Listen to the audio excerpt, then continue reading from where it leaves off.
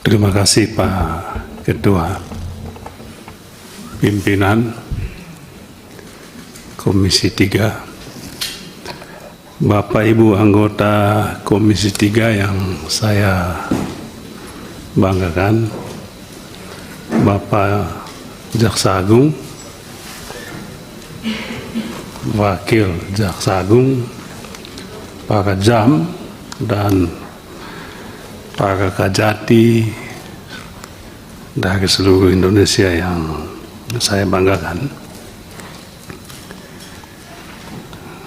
Saya juga menyampaikan profesiat kepada Pak Jaksa Agung periode lalu yang saat ini pada pemerintahan Presiden Prabowo juga dipercaya menjadi Jaksa Agung. Ini berarti punya prestasi lah. Yang kedua, saya tadi mengikuti perkenalan para kajati. Ada beberapa yang perempuan, saya memberikan apresiasi atas promosi untuk jaksa-jaksa yang perempuan ya. Tapi sempat saya bertanya, mengapa tidak ada yang di depan ini Pak? Di depan semua laki-laki, atau mungkin saya punya mata agak tidak jelas begitu, mungkin ada yang semua laki-laki ya kalau saya biasa. Ya kalau di sini, di sana Pak. Ya, mohon maaf, saya kalau pakai kacamata saya bisa lihat dengan jelas, tapi kacamata kadang-kala berat sekali kalau membawanya. Yang kedua, saya ingin menanggapi kasus yang dengan spesifik disebutkan di sini. Apa yang sebetulnya saya butuhkan, dan saya yakin ini juga dibutuhkan oleh publik, adalah penjelasan yang lebih komprehensif mengenai kasus-kasus yang ditangani oleh Kejaksaan Agung selama ini, baik kasus pada tingkat penyidikan maupun pada tingkat penuntutan.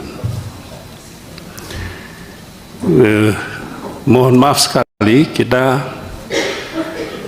periode yang lalu memang tidak punya cukup waktu untuk bisa berinteraksi, bisa melakukan tanya jawab, dan lebih dari itu kita memohon dan meminta pertanggungjawaban.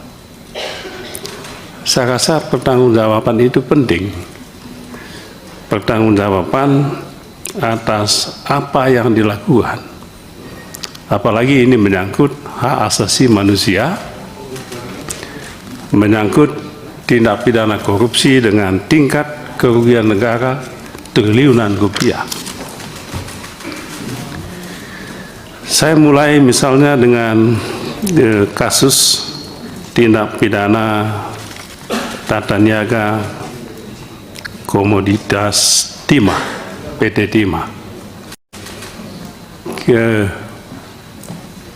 Disampaikan tadi bahwa kasus ini sudah sampai pada tingkat penuntutan, tapi juga penyidikan. Jadi ada yang pada tingkat penyidikan, ada yang pada tingkat penuntutan. Kasus timah ini ada dua fenomena yang muncul ketika Jaksa Agung menangani kasus timah. Dan kami mohon penjelasan. Yang pertama adalah,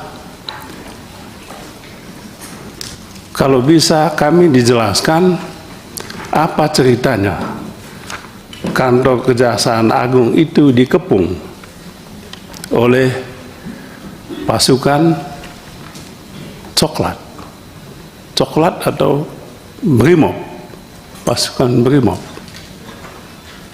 Sampai saat ini belum ada penjelasan. Hanya muncul berita di publik, kemudian bersalaman lalu selesai. Tapi apa peristiwa yang sesungguhnya? Publik ingin mendapatkan penjelasan yang sejelas-jelasnya. Saya yakin Pak Jaksa Agung tidak punya keengganan untuk menjelaskan ini. Kalau pada periode yang lalu enggan menjelaskan itu masuk akal. Tapi di era baru ini saya yakin keengganan itu tidak ada lagi. Oleh sebab itu, inilah momentum yang pas bagi Jaksa Agung untuk menjelaskan ini selengkap-lengkapnya. Yang kedua yang berkaitan dengan kasus timah, yang pernah saya dalam rapat periode yang lalu di tempat ini, ada nama yang disebut-sebut sebagai tokoh utama dalam kasus timah ini. Tetapi tidak ada ujungnya. Tiba-tiba sudah sampai di tingkat penuntutan, bahkan sudah sampai di persidangan. Nah, saya tadi membaca laporan Pak Jaksa Agung, masih ada pada tahap penyidikan. Saya menduga yang saya sebut-sebut tadi akan berada pada tahapan ini. Ini dugaan saya juga tidak tahu. Kami menunggu, kami memantau, dan kami selalu mendoakan Pak Jaksa Agung supaya tetap sehat, kuat, dan punya keberanian. Keberanian itu yang penting Pak Jaksa Agung. Dan Bapak punya keberanian itu. Yang kedua, begitu Pak Jaksa Agung, Kejaksaan Agung maksud saya, menetapkan salah satu menteri, ex-menteri di Kementerian Perdagangan 2015-2022, saya menyatakan salut dan kami mendukung penuh itu. Silakan lakukan. Tetapi ada pertanyaan publik,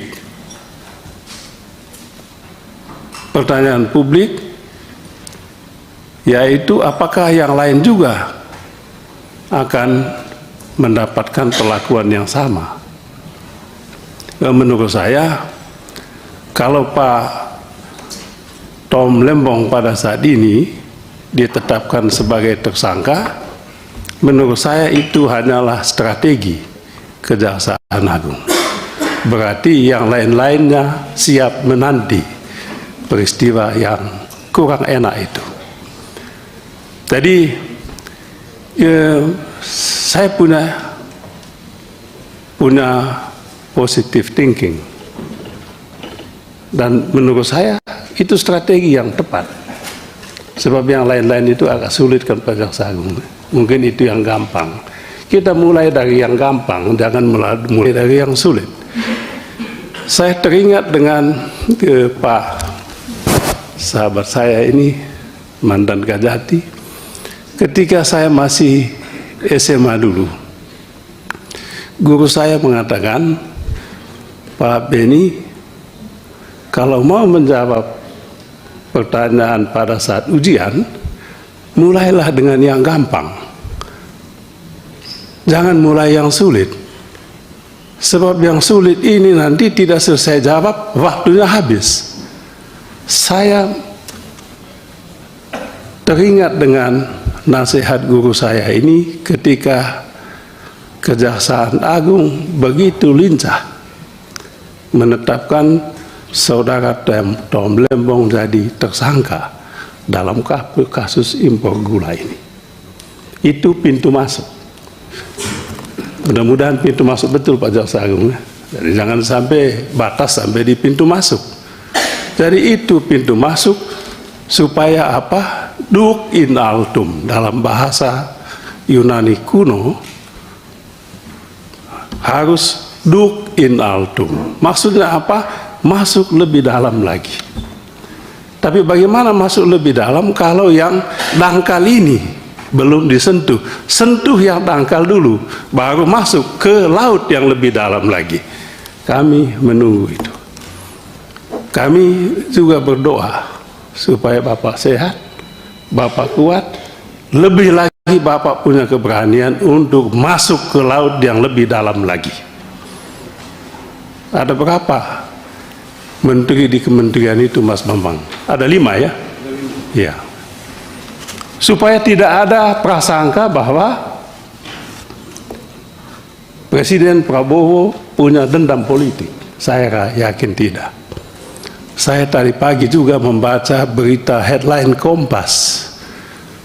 Bapak Presiden kita dalam pertemuan di Amerika dengan masyarakat Indonesia, Amerika dengan tegas disebutkan korupsi adalah kanker ekonomi. Apa yang Bapak lakukan ini sudah sangat tepat. Lanjutkan Pak. Jangan berhenti. Kalau bisa Pak Ketua 3 bulan lagi kita rapat di sini. Kita menagih yang lain-lainnya ini. Mohon Bapak Jaksa Agung tetap solid di dalam penting Pak. Di Bapak Jaksa Agung didukung oleh 38 Kajati ini. Saya rasa tidak ada yang tidak setuju dengan Pak Jaksa Agung. Semua dukung. Kita juga dukung Pak. Cuman dukungan kami, partai kecil kami sekarang cuma 44 kursinya.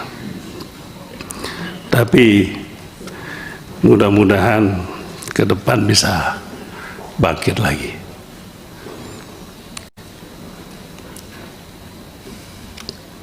Kemudian yang ketiga Pak,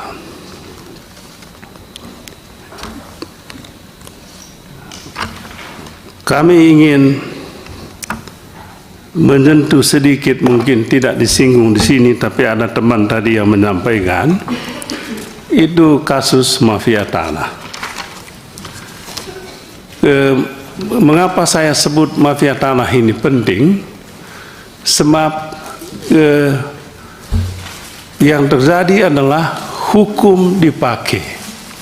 Hukum dipakai, terutama hukum pidana, dipakai oleh para mafia ini untuk merampok tanah rakyat. Jadi betul sekali apa yang disampaikan oleh Bapak Presiden Prabowo dalam bukunya Indonesia Paradoks itu. Hukum kita dikuasai oleh yang punya uang. Yang punya uang ini juga menguasai aparat penegak hukum, jaksa, polisi, hakim. Itu disampaikan dalam buku beliau.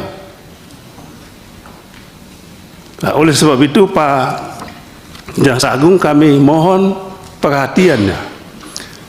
Pasal tentang pemalsuan, pasal tentang memasukkan akta dokumen palsu dalam akta resmi, itu dipakai oleh aparat penegak hukum di tingkat penyidikan. Untuk apa? Sekedar untuk menyatakan bahwa dokumen ini palsu, tapi tujuannya itu adalah ingin mengambil alih properti pihak lain.